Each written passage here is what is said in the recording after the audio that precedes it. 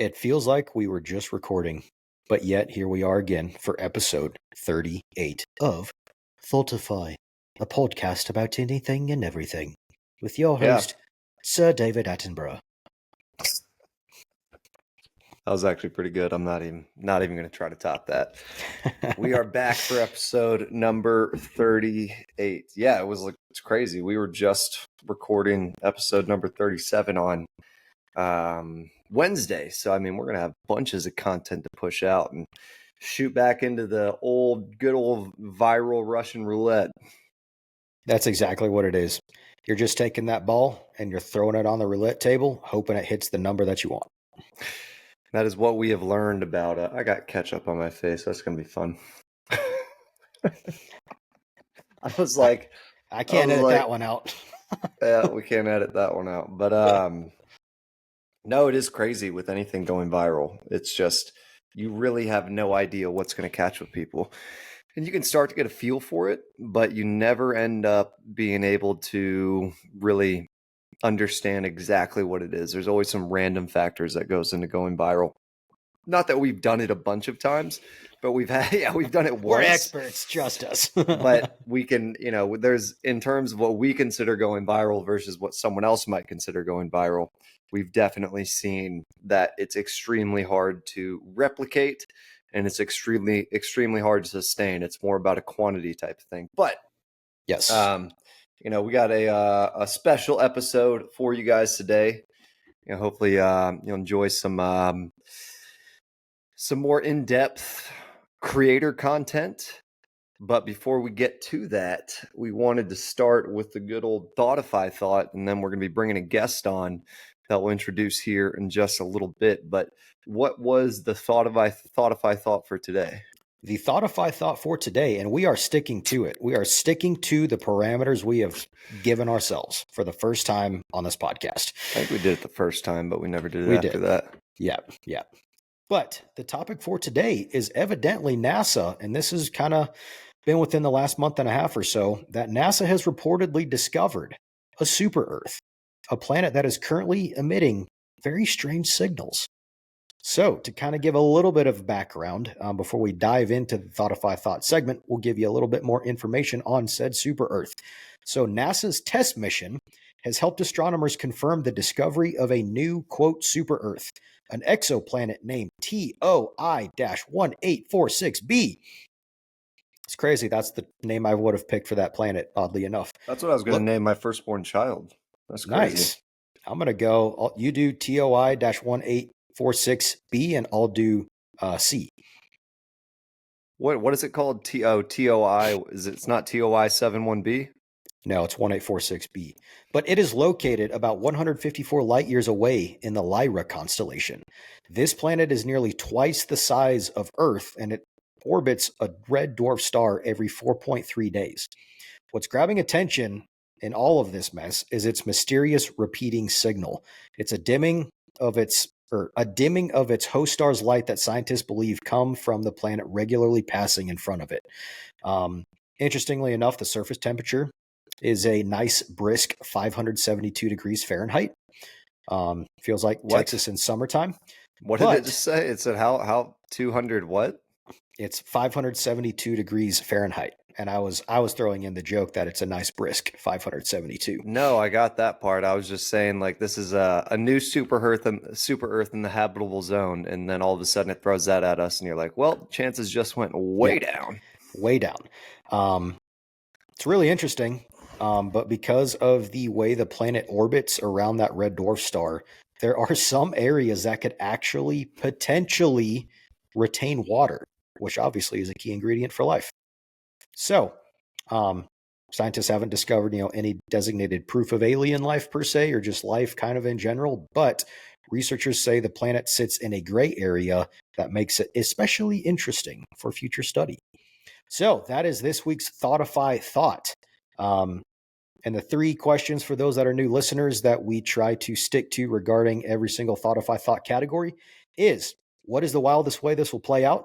How could this change your daily life? And who benefits or suffers from this being real? So regarding the new super Earth, Keegan, I'll pass it off to you. What is the wildest way that this will play out pending all of these theories actually pan out. Well, I mean, obviously, what we all want is we'd love to hear that there has been, you know, there's been data found that would support life being able to exist on another planet.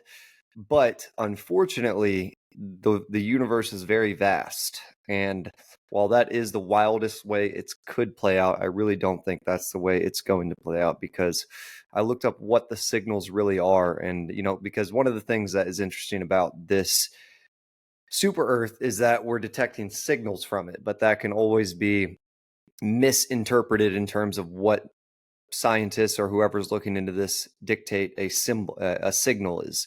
So what the signals really are: number one, transit dips in starlight. The signal linked to TOI 1846b is simply the characteristic dimming pattern caused by the planet transiting its host star. As it passes in front, a tiny fraction of light is blocked about every 3.93 days. That's the standard method for detecting exoplanets via TESS data. 2. Repetitive flicker misinterpreted. Several media outlets have described this as a mysterious repeating signal or flashing, citing that it occurs around March every year. However, these are embellishments, likely driven by sensationalism. Scientific teams uniformly clarify it's a predictable transit, not an odd or anomalous phenomenon. 3. Scientific validation. No anomalies found. The Discovery team harnessed data from TESS or TESS along with ground-based multicolor photometry, high-resolution imaging, and spectroscopy, all confirming the planetary nature of the signal. Number 4, last one, no transmit timing variations. Researchers also looked for transmit timing variations, which can hint at additional planets or gravitational effect in the system, but no more detected. The orbit is regular and stable. So all that to say that as much as I would love for this to play out as a planet that can sustain life or have, I mean, shoot, I would even go for microbial life at this point, just to, have something to say about life being out there. But unfortunately, I don't think that this one is going to lean towards being anything extravagant. Yeah, I completely agree. I mean, nothing crazy to add to that. And even if there was, just the fact that it's 154 light years away isn't exactly a hop, skip, and a jump across the pond, to actually get to said planet. So I don't know. It'd be exciting if there was, and we could confirm that. That'd be a huge milestone. But at the same time, it's not like it'd be easily accessible to just go and be like, all right, well, we're on a rocket. We're gonna be there relatively soon. So I don't know. It'd be awesome if we could find obviously something sustaining life way, way, way, way, way, way closer than 154 light years away. But all that to say, would be exciting nonetheless if that ended up being true. What is the second question again? It goes, It is, how would this change our daily life? well, I mean, if we found life in the universe, unfortunately, I think to a point you just made, it would not change our life too much, because life is so far away that even though I believe that there are definite ways to circumvent the rules per se of the universe in terms of things like wormholes or warp drives, we are not going to be alive for those things to be. If they are already real, we're not going to see them most likely. And once they become mainstream, I believe, or once they even have the chance to be mainstream, I believe that we'll probably already have blown each other up and, wrecked this beautiful chance that we have in the universe. But Yep. I mean, if there was life on another planet, I think it would fall on deaf ears, unfortunately. I think a lot of people would either scoff at it, say there's no way that it could be true, that's dumb. And even if there was data out there to support it, they wouldn't go and look into it. Or you could find out that it was true and it could be something easily accessible, but because it's so far out of sight, out of mind, I mean, what does it even mean for us to find life on another planet in terms of day-to-day life for people? Yep. 100%. And it's, I mean, it would be cool just to get that confirmation, at the very least, even though we probably wouldn't be able to do anything with it. Just knowing that I feel like society in general is just gearing and gearing and gearing toward the aspect of there's got to be life out there besides us. Right. Mm-hmm. And at the very least, if that means just us getting confirmation that, hey, we found it, it is out there, that would be really cool. But yeah, regarding changing our day to day life, I mean, it wouldn't. It would just be kind of a quick, cool, oh, that's cool confirmation. There's other life out there. But realistically, I don't think it would change our daily lives very much. Well, one last thing to add, I think just thought of a way that it would, in terms of if we found out that there was even microbial life on another planet, then we would all the conspiracy theories would have like a leg up.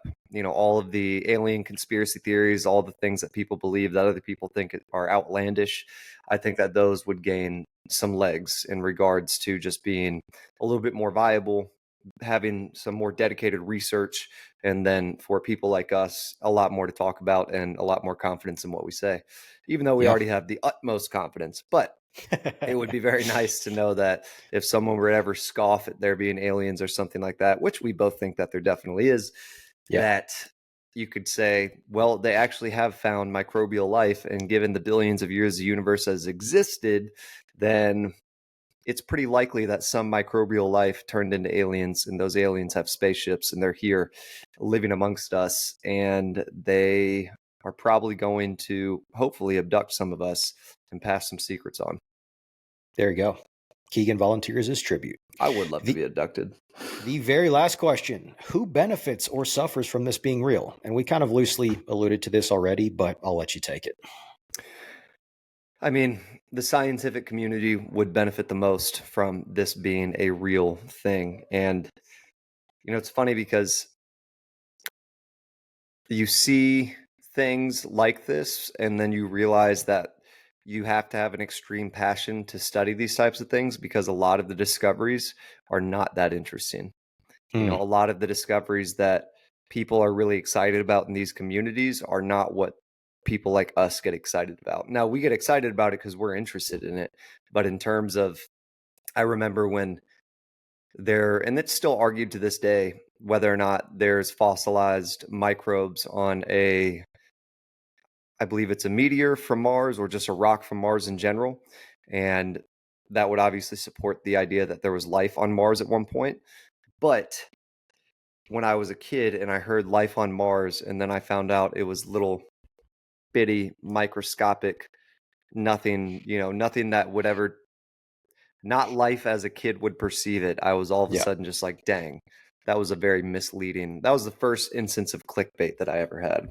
It's like not some high tech civilization that's super, super advanced. Or not even just like anything that can be observed, really. Yeah. There's just Like, nothing, dang it. nothing there. Dang it. Yeah. No, I agree. I mean, extrapolating that, if we found something even more significant, like if we're talking intelligent life, just to kind of take it that quick step further, who benefits or suffers?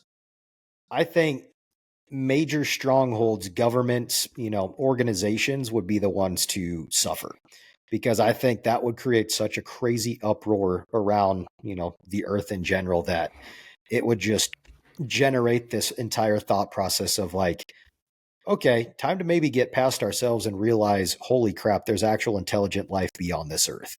You know, I'd be intrigued to see what that would do mentality wise to just societies in general, those that want to cause war, those that want to dominate, and destroy and whatever it is, if that would remotely shift their perspective.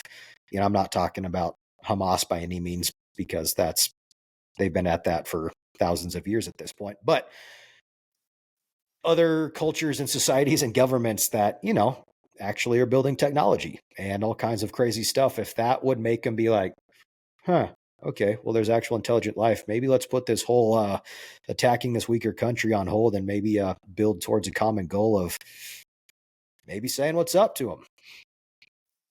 That would be a really cool instance if we had the ability to come together and actually put all scientific all scientific communities into one thinking tank, and then if we could ignore the obvious differences between us and wants, then we would probably be able to have some pretty, how would you say, exponential growth in regards to being able to determine whether there's life or being able to find life out there.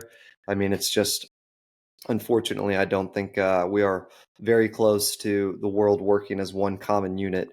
Unfortunately, people need as we've seen in the US with victim culture and with cancel culture, when there is no common enemy, people will create one and group up to make sure that they can stand with a group against an enemy, regardless whether that's me and you or someone who believes differently than we do.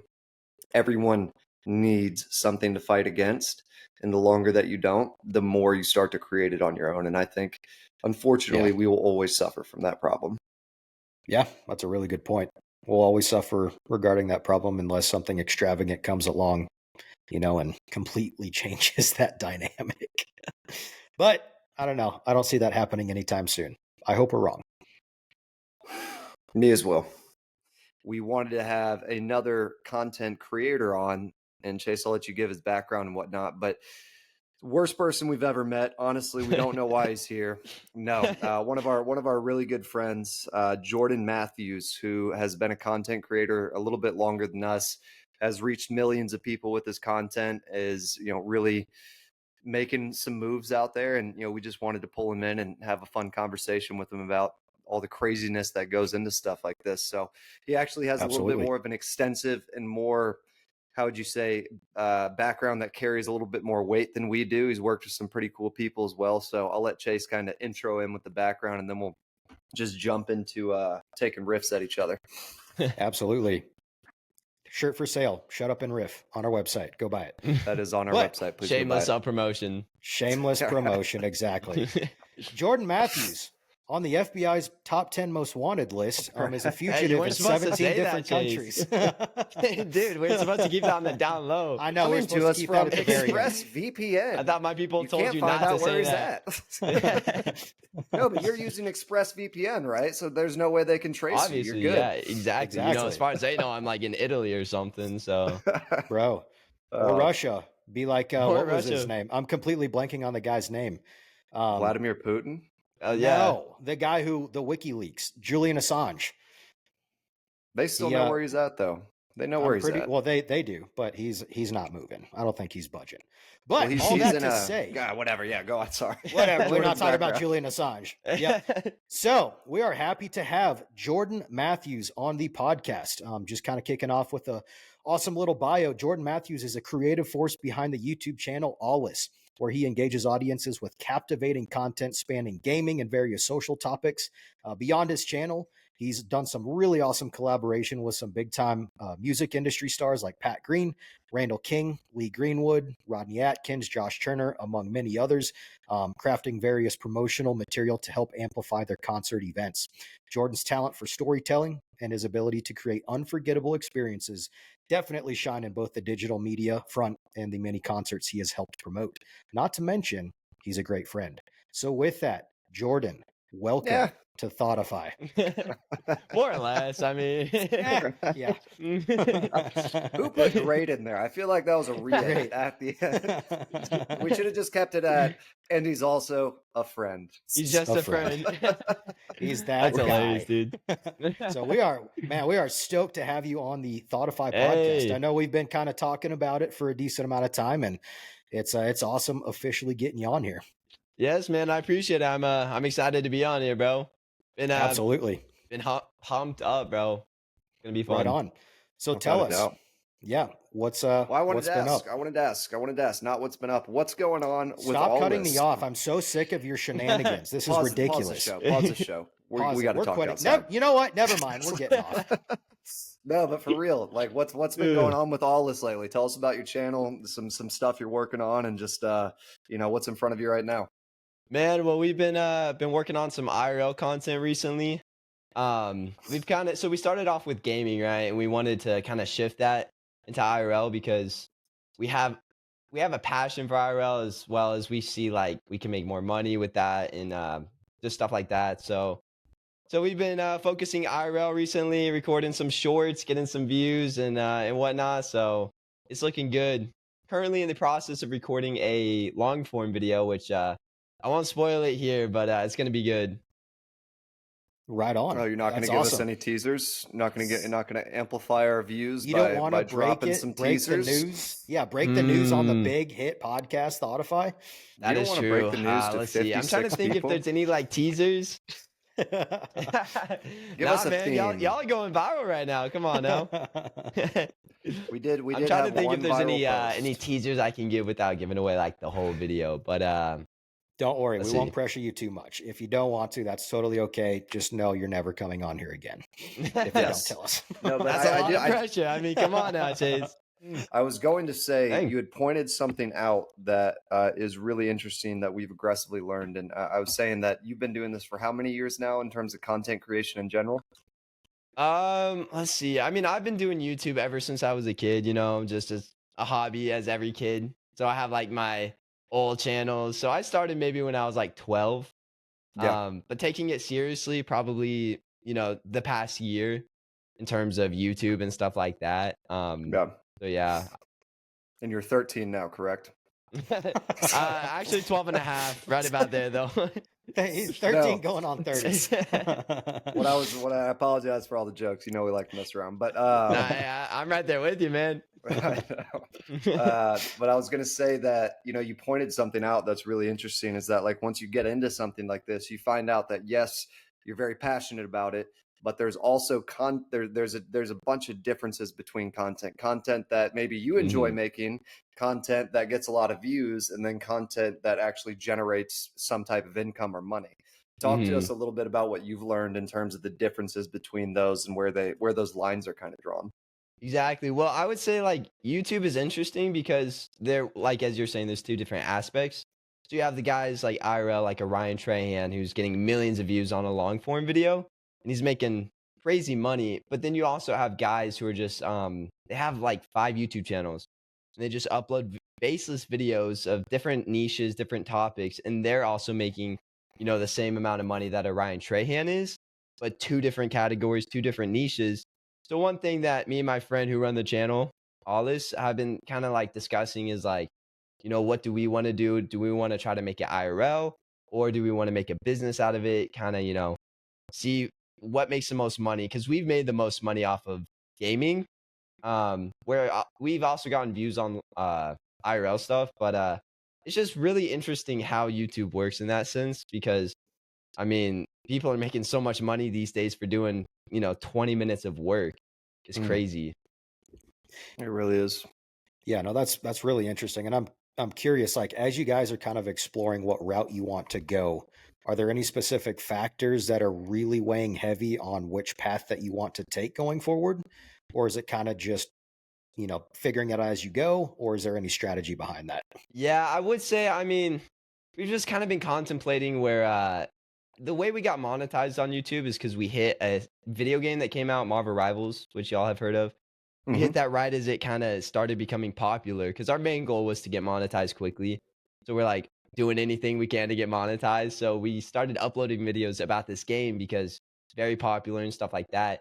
And that's where we made a lot of money because it was getting tons of views. We have videos over like 3 million views on that game. And so we kind of contemplated like, I don't know, do we stick to gaming because it's making more money? Or do we try to fully go into IRL, even though we aren't making money at first and it might be dry for a while? We could try to just make it big and stuff like that. So we're we're thinking about it. Yeah. I'd be curious, like, because gaming is a massive industry, especially in today's Hmm. time. Like you do gaming creation or content creation with that stuff, odds are you're going to do well, Yeah, as you've seen. for sure. Um, Well, odds are you're going to get a eh, lot of views. That's the well, part that's the that thing, the right? interesting part is like getting views and doing well are two completely different Yeah, categories. And that exactly. is, that one thing. And Jace, I apologize for jumping on this, but I wanted to dig in one place more. What is the difference between Like, are there in Europe? You've been doing this for a little while. In terms of like a page, like a gaming page that has faceless content, they're not really on there. You don't know who the creator is, and then someone like yourself who's now starting to do or trying to do in real life stuff or IRL stuff.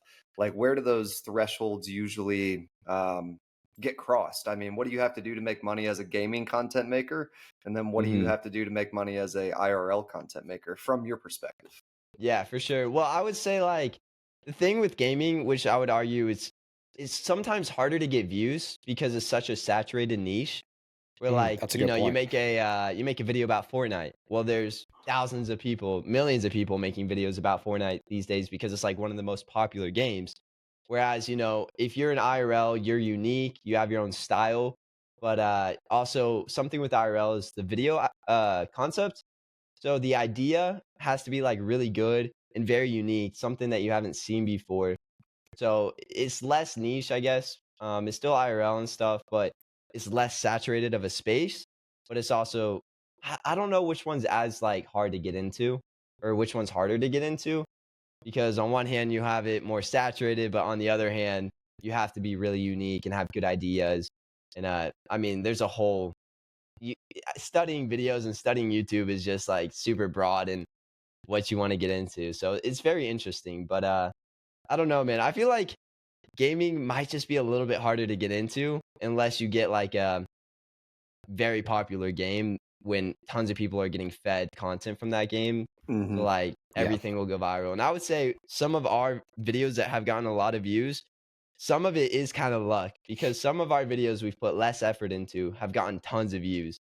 It's Mm-hmm. just it was a good Yeah. topic and it was topical and people were like, "Oh, that makes sense." So, Yeah. I mean, yeah. So, follow-up question to that. I know like both categories, an oversaturated market versus a not so saturated market, both present their equal challenges, right? Mhm. Which one, like as the content creator, as you're exploring both of these paths, which one would you say How do we for make like money the you quickest? for for you as a specific content creator, like out of those two, which one would you have like I don't say more difficulty or which one poses more of a challenge for you? Kind of going the non-saturated route, trying to, generate the unique stuff to establish who you are, or sticking with something that is super saturated and generating content from that point of view. Yeah, I would say, I mean, like, when you say challenge, I would say challenge for me is gaming's fun, but I don't wanna, like, do gaming my whole Mm, life. Like, I wanna be a content creator, so it's challenging when I'm like, I could be spending my time and effort, like, towards something else and, like, creating something, creating a brand and stuff, like an IRL brand.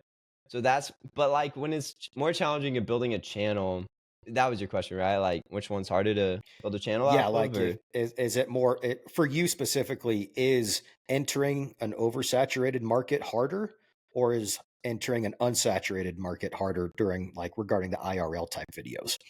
Um, probably, I mean, it's a good question. I would say maybe unsaturated, because if somebody likes a video, they're gonna wanna watch more videos like that, but Hmm. it's also they don't wanna watch a video from a creator who has 10K subs rather than a creator who has, like, 1,000,000 subs, right? Right. So, both are maybe equally difficult, but probably, unsaturated because you're also tapping into a market that hasn't been tapped into before, so it's like, Yeah, so I would maybe say equal. I mean, it's that's very fair. similar to if you were say like, should I sell a product that's already created or should I create a new product? Exactly.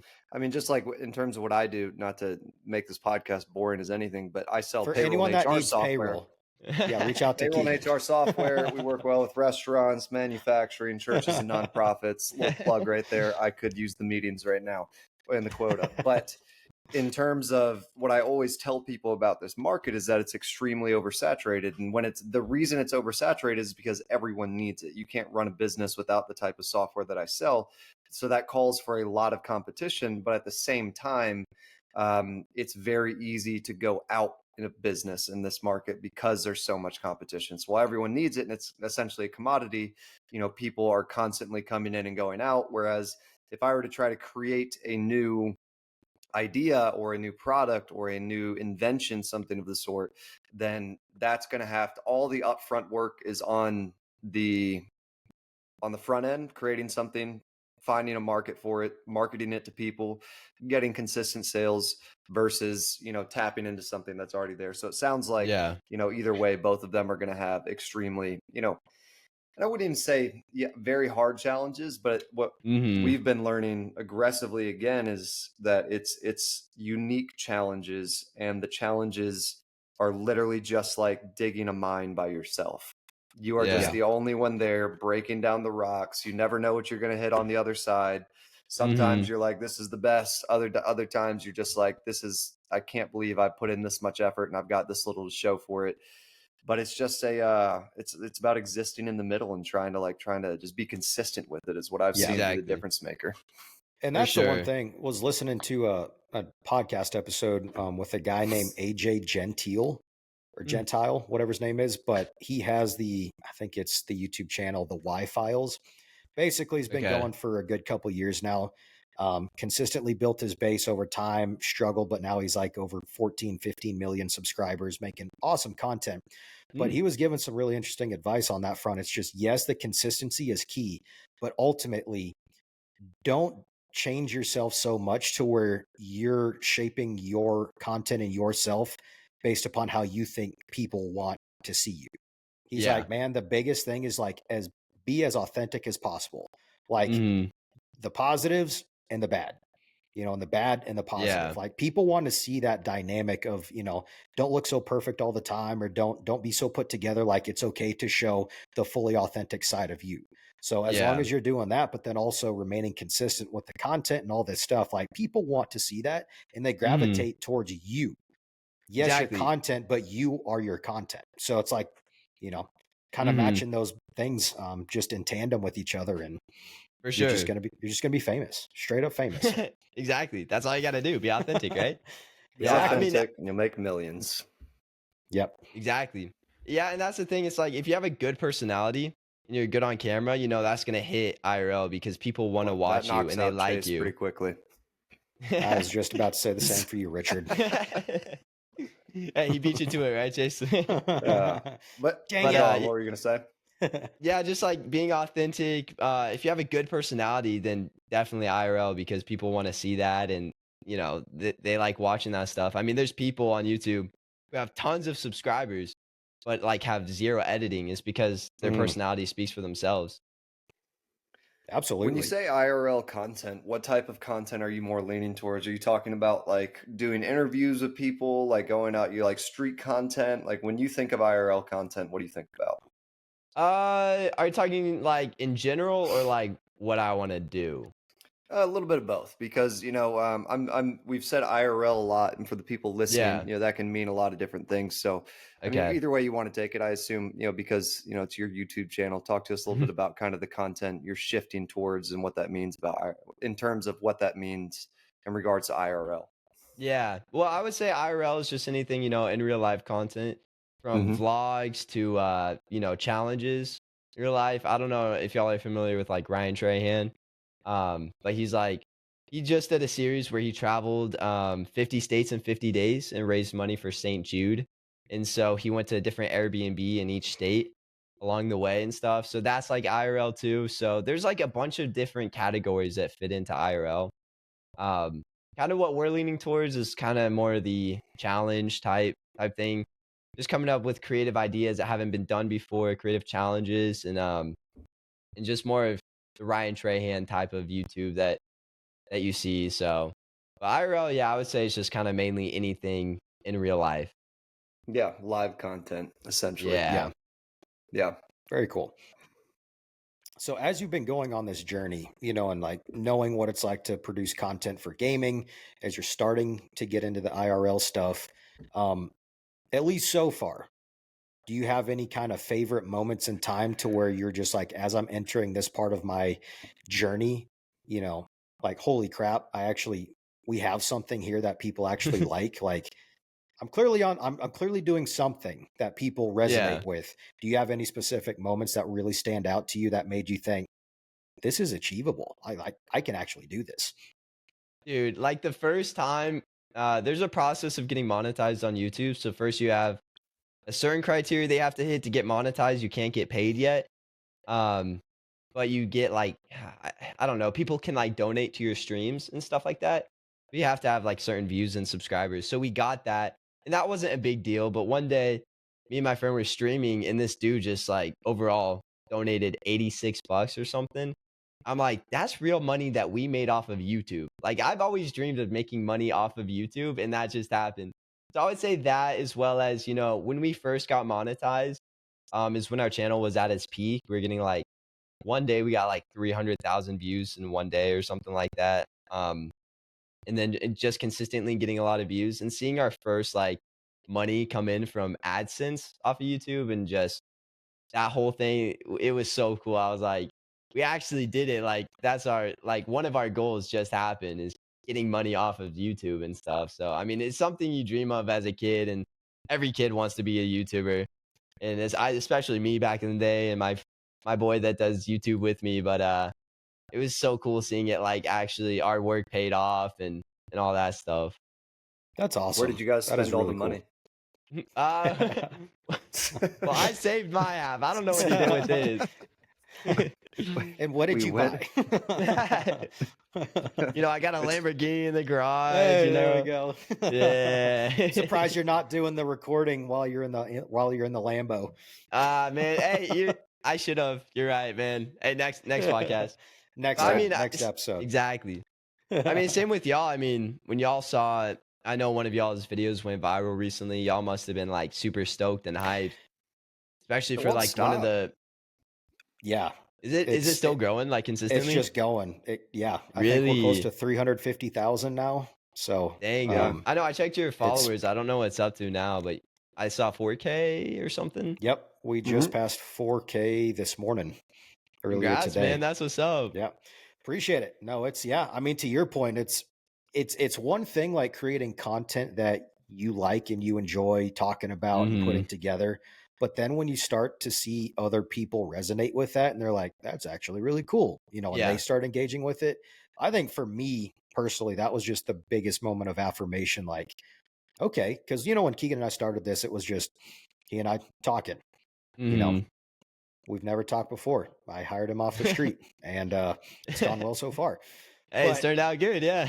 Exactly, and it turned into something. But yeah, I mean, just our conversations, we talk about all kinds of stuff. We're slightly nerds, and we just love talking about anything and everything, and just being able to put that into an application of us having, a podcast and just talking about whatever comes up, and then seeing people actually latch onto that is really, really cool. For sure. Yeah. It's like an original piece of content that you put together yourself, and people like it enough to follow, to like, to comment. It's cool to see. Especially comment. Yeah. It's been fun watching people debate back and forth. Oh, I bet, dude. Especially yes, dude. That's hilarious. It's fun. And I'd say one of the most interesting things that I've seen, and again, we're still pretty early into this. We've only been doing the podcast for about a year. That was our first clip that's went viral. And it's two things that I've seen are really interesting. Is one, you don't, unless it's extremely strategized, you don't know where you're going to pop off in terms of which platform.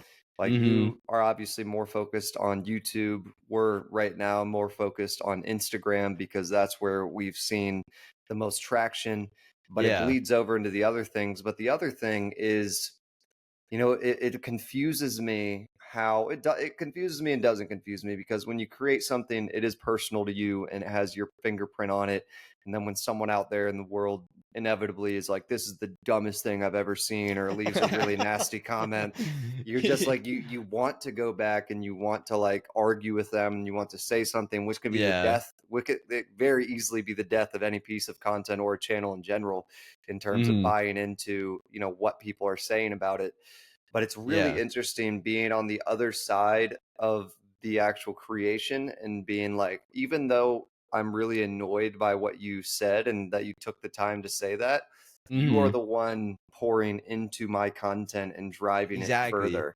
So like, it's weird to like not be as offended, because I'm like, you can call me stupid or whatever you want, but you're actually helping my cause more than that's I appreciate it at the end of the day. It literally Thank helps you. you push your video out even more when people like and comment, and especially when they're leaving paragraphs too.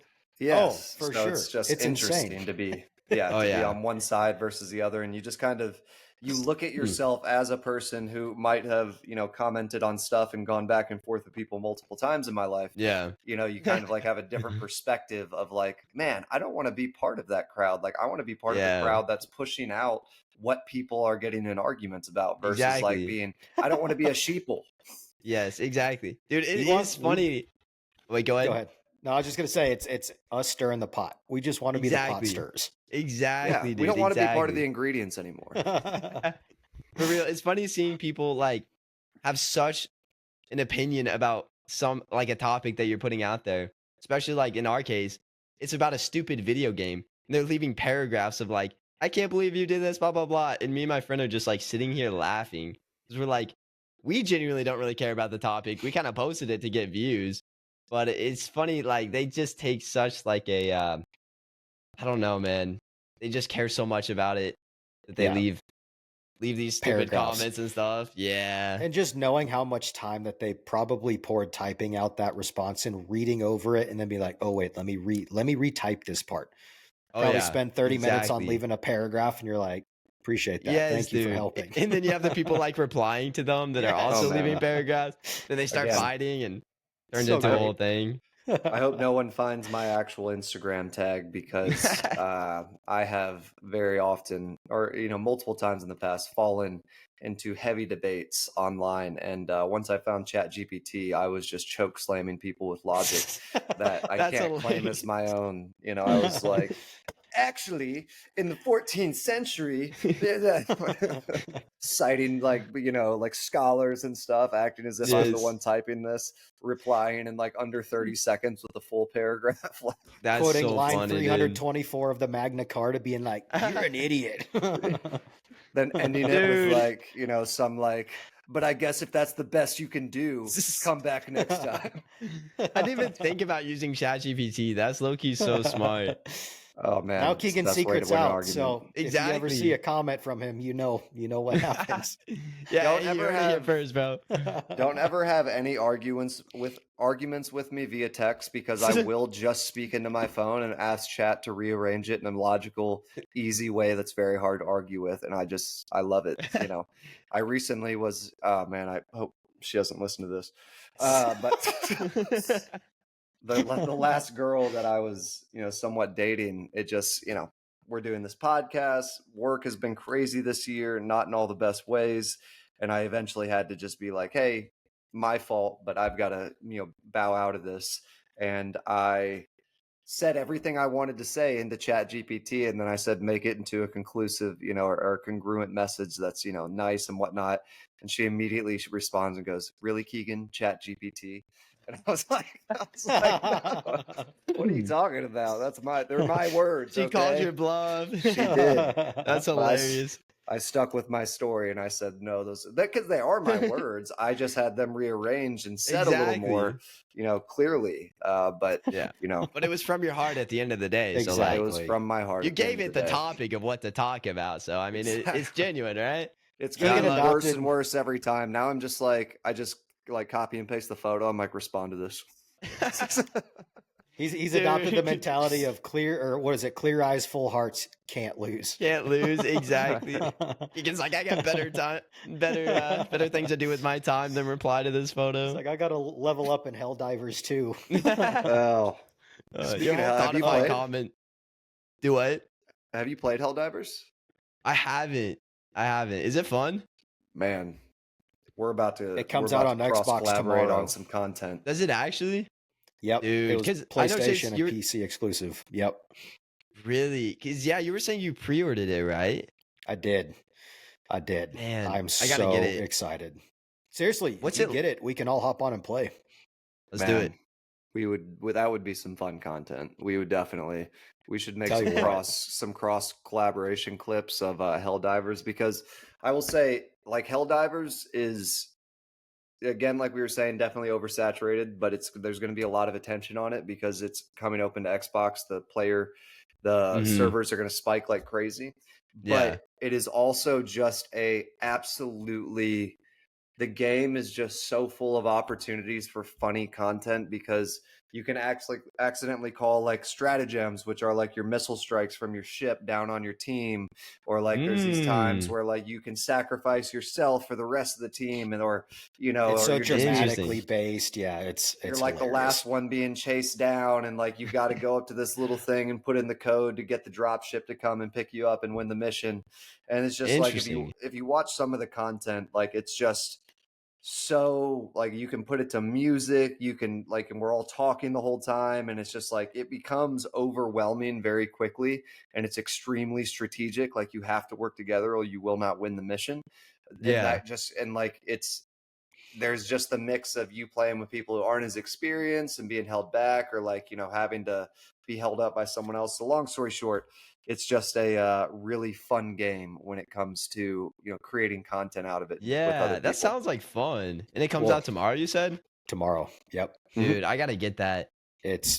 I'm so excited. If we could all hop on and play it, I think we would have a blast without a doubt. Oh, for sure. What's like the premise? Is it like a battle royale or?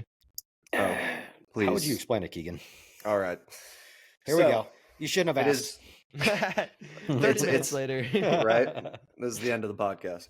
But no, it's about you live on Super Earth, and it's the entire thing is a spoof on American democracy and war. In terms of real quick before you go further, I will say the Thoughtify Thought segment for this episode was regarding an exoplanet called Super Earth. So that was really actually funny. Really that is funny. There you go. We might meant to be. It's meant to be. That might be the actual planet. But no, so you are and it's the entire game is a spoof on conflict. It's a spoof on democracy. It's a spoof on conflict, world conflict, because you're part of Super Earth, and the game starts with this like video of this guy going like it's a beautiful day here on Super Earth, and then his wife and kid are all sitting there hanging out in their front yard, and then all of a sudden a big alien comes and kills his wife and kid, and he's like, no, and he's like, this could happen to you. This is happening all around the galaxy, and if you want to step up and defend by becoming a hell diver. And it's like a very like World War II-esque, like trying to create a lot of fear. And as you're going through the game, there's 3 different enemies, and the really cool thing is you're fighting on different worlds. So there's like 10 different worlds you can fight on at any point, and then the amount of wins versus the amount of losses is creating more.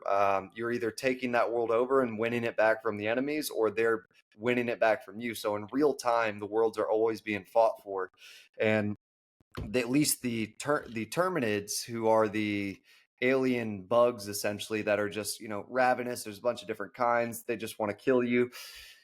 We're supposed to believe that they somehow made their way to Super Earth or like the surrounding planets and have attacked us. But in reality, we went mining on different planets looking for oil and accidentally released the terminids. And now we created like a whole situation to where we're like creating all this propaganda that they're taking over the galaxy and we've got to fight them. And then there's the automatons. I believe that's how you say it. And they're a robot race. And they're the man.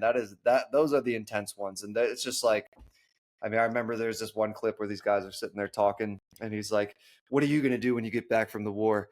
He's like, man, the first thing I'm going to do is, and obviously they're just talking on game chat. He's like, first thing I'm going to do is see my mom. And then he stands up and an automaton bullet just blows his head off. And he's just like, no, like perfectly blows his head off too. Like no other part of the body, just completely clips him and decapitates him. But the automatons are apparently an AI race that we created, and then we treated them so badly that they revolted against us, and that's actually why we're fighting them. And then they released a new one called the Illuminate, which are an actual more like intelligent alien race. And the entire time you're going through the game, your character will just be like, how about a little bit of democracy? And like as you're shooting your gun or throwing your grenade. Or like it's all kind of a spoof, but it's super fun. And then like you have to consistently play to get better. I mean, just like anything, but you have to spend money to get better weapons or access to different what they call war bonds that allow you to buy better weapons. So you can't not spend in terms. I mean, it's not you don't spend actual money, but you can't like you have to earn and spend the money to get better at the game. In-game Buy coins. stuff for Gotcha. your ships, buy new weapons. So it's a Okay. yeah, a lot of Gotcha. fun. That sounds fun. Sounds It's really fun. yeah. So, needless I to gotta say, buy that. pretty stoked that it's coming out finally. Oh Yeah. yeah, for sure. Yeah. But I know that you've been involved with the gaming creation, just on the note Yeah. of gaming. You have a whole other side of you that we haven't even talked about regarding promotional stuff for some musicians that you have worked with, just on that aspect of content creation. I'm Mm. really curious, how did you get started with that? And then, well, we'll just kick off with that because I have so many other questions for that. So, what kicked that whole process off? I got you. Well, my dad works for a company that builds music halls around America as well as amphitheaters. And so I've always been editing since I was a kid. And back in the day, I would edit on my phone. So I was having fun. I edited a like promotional video for one of the halls, and my dad showed his boss.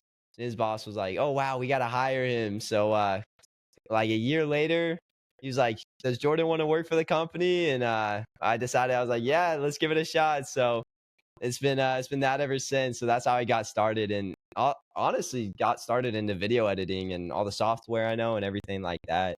So it's been So, fun. needless to say, you're self-taught Yeah, completely, I homegrown, am. homegrown roots regarding all that I stuff. do got to give a shout out my boy Malachi, who I've been doing the YouTube channel with.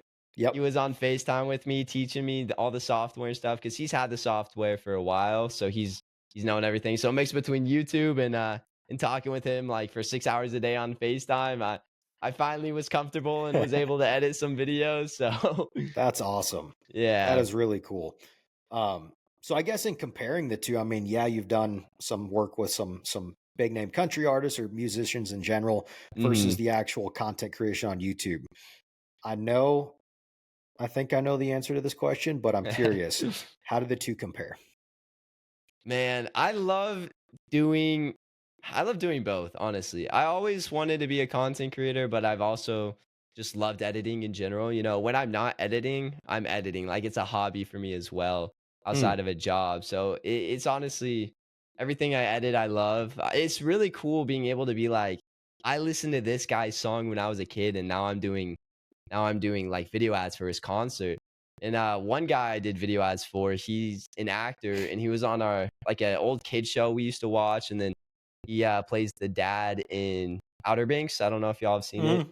Yeah. but he plays the dad in that, Cameron or something like that, and he's a singer too. So when she sent me the request to make some video ads for him, I was like, wait, hold up, I know this guy.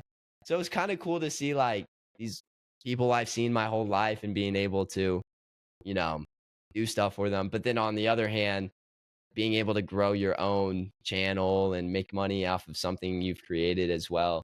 So I mean, I'd say both are equally. I love everything. Yeah. That's awesome.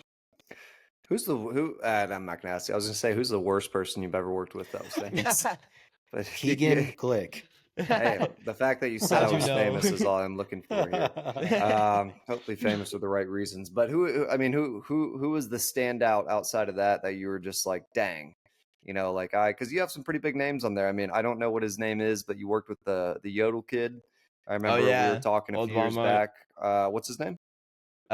Mason Ramsey, Mason Ramsey, and then you've worked with I Rodney believe. Atkins, which is a pretty big name. Hmm What did Randall King. Yeah. Yeah. so what was what were the highlights from stuff like that? Was it meeting them? Was it seeing your content somewhere like on a poster, or I mean maybe a video online or something like that? Yeah, I would say so. There's this one artist. She's not as big, but she's starting to get a big following. So it's kind of cool to see these artists, getting a following and whatnot. But anyway, I did a video ad for her, got creative with it, did something cool, and then she ended up emailing or DMing our company being like, "This is one of the best video ads I've seen. Like you guys, did my brand exactly how I like it," or something like that. Like big compliments. And she was surprised to hear that. I think at the time I was 14, and they're like, "Yeah, who created it? He was 14." And she was like, "What? No way." So she got a poster that she had at her concert. She signed it, and then they shipped it out to me. So that was pretty cool, especially since she's like an up and coming and stuff. But then meeting artists like a Drake Milligan who was on America's Got Talent. Got to go see him. He signed a poster for me, and I told him like, "Hey, I did the video ads and stuff." So it's cool to see like, excuse me, it's cool to see artists appreciate and like what you do for them. Yeah. Mm-hmm. Are there any future artists that you would specifically like to work with doing content for? That's a good question. Man, I don't know. There's like so many, I guess, but trying to think. Um, there's one. Oh, Ty Myers. Have you guys heard of Ty Myers? I feel like I have. The name sounds familiar. He's an up and coming country artist. He's really popular. He sings a song, Thought It Was Love, I Okay. believe. So, but it'd be cool to work with him because he's like getting popular and stuff like that. But For sure. besides that, it'd be cool to kind of work up the ranks and work for some of the biggest people too. Yeah. In the whole country space. I mean, Post Malone would be kind of dope. Morgan That Wallen. would be pretty sweet. Not Oh gonna yeah, lie. for This year, sure. Morgan Wallen was boycotting the Grammys this year. Yes, Was I he? saw that. Mm-hmm. He's not nominating his album or something, right? Wow. Yeah, he's not submitting. I didn't even know that that's how it worked. I didn't know you had to submit an album. I was like, I'm going to submit an album next Yeah. year. You got the Keegan Blake special. Yeah, see how it does. But yeah, apparently he's, and probably rightfully so, because I mean they Yeah. tried so hard to cancel Morgan Wallen for the the him using the N-word in some video that his neighbor took, which Yeah. is just the weirdest thing in the world already. Like the fact Yeah. that your neighbor's like secretly filming you, trying to catch Late you at for night. yeah. And Yeah, then dude. I don't know if he's been involved in, I don't even want to call it controversy because it's not controversy. It's people who are extremely opinionated, trying to shove someone out of success because they don't agree with one small thing they did or said. So I wouldn't even say he's been involved in controversy, but I'm glad that there's more people coming into the space that are not afraid to not have their name attached to all of the accolades, because I think one thing media has done is that only recently in history have you been able to be famous without a record label or without some type of media sponsorship behind you.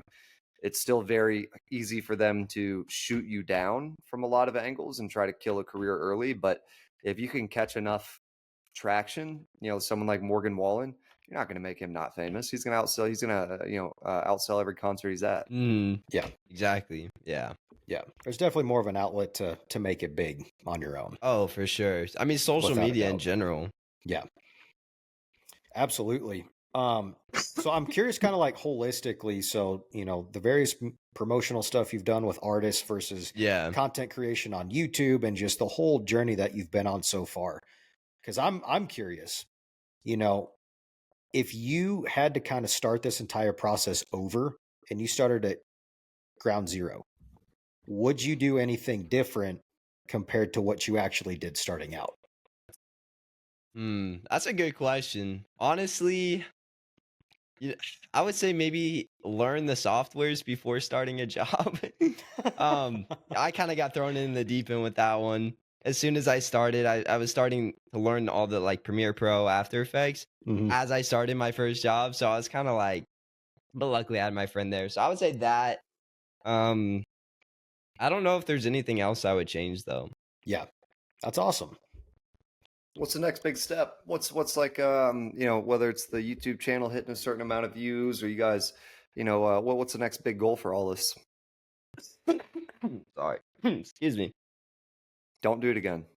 That's a No third problem. time. You know what? This this We're has all been about fun. perfection on this podcast, so How are we gonna edit that Hey, out? I'm not the guy for this.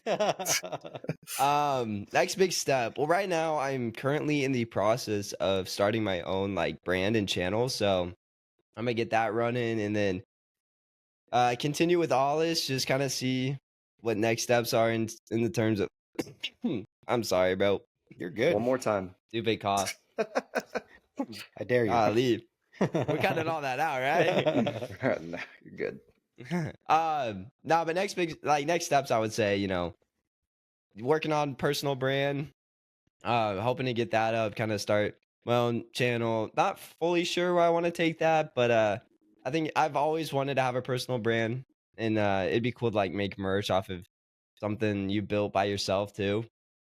So something with that, with all this, I would say, we're just trying to figure out right now what to do next in terms of like, do we want to focus on IRL or do we want to just kind of go the money route and whatever makes the most money? So we've been talking about that, but we've got an IRL in the works right now, so that'll be exciting. And then just keep editing and growing my editing skills, honestly, because there's always something new you can learn, which Hmm. is so fun. So just continuing to learn, and I mean, I'm a perfectionist, so like nothing can ever be perfect. So as close as I can get to perfect and keep learning what that is too. So That's I would say awesome. Yeah. that's next steps. Pushing those boundaries. Yeah, exactly. I like it. That's really cool. So if you had to kind of offer advice to someone else who's kind of getting ready or at least wanting to walk this journey or kick things off, what would be your first couple pieces of advice to those individuals that are really wanting to get into kind of this realm? Yeah, I would say just get started. Your first video is not going to be your best video. Your first 10 aren't going to be your best video, but you got to have a base Hmm. and just get started because you don't fully know where it'll take you. In the sense of there's YouTubers that started out gaming, had no idea that they'd be what they are today, but they had to start somewhere. And so if you're passionate about it, it doesn't have to be perfect. You don't have to have the best editing skills.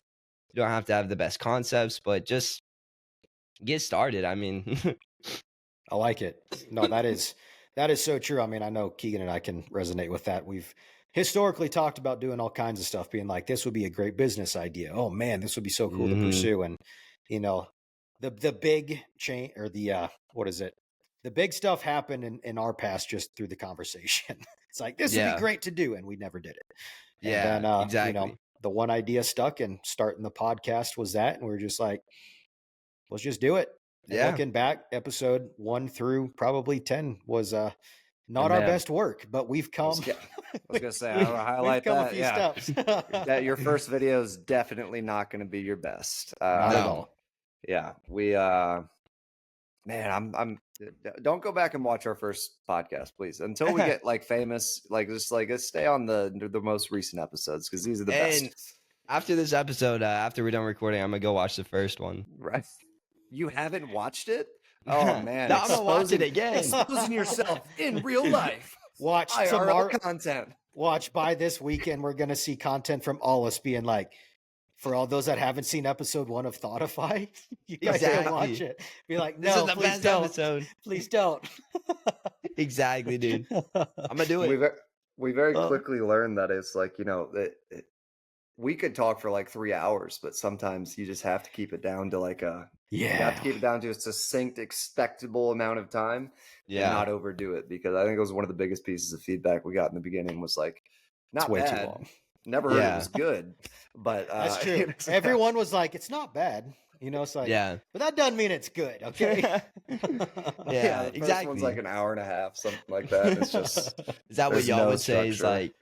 is like the number one thing that you would give advice for what would y'all give advice for? Keegan, you Cash want in to take and it bro first? out. We've been saying No. that since day one.